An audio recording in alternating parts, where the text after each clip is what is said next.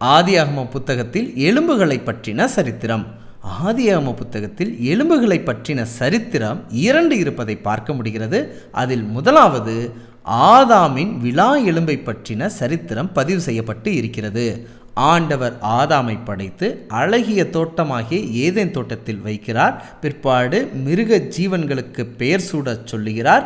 அதற்கு பிற்பாடு ஆதாமுக்கு அயர்ந்த நித்திரை வரப்பண்ணி ஆதாமின் விலா எலும்பை எடுத்து ஏவாளின் பிறப்பு, ஏவாளின் படைப்பு நடப்பதை பார்க்க முடிகிறது.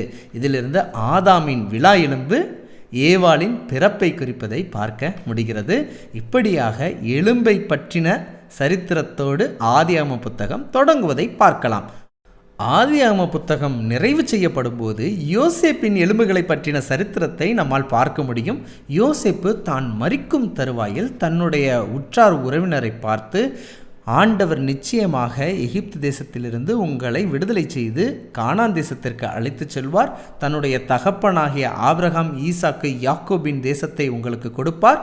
அப்படி கொடுக்கும்போது என்னுடைய எலும்புகளை இங்கே இருந்து எடுத்து சென்று அங்கே அடக்கம் செய்யுங்கள் என்று சொல்லப்படுவதை பார்க்க முடிகிறது.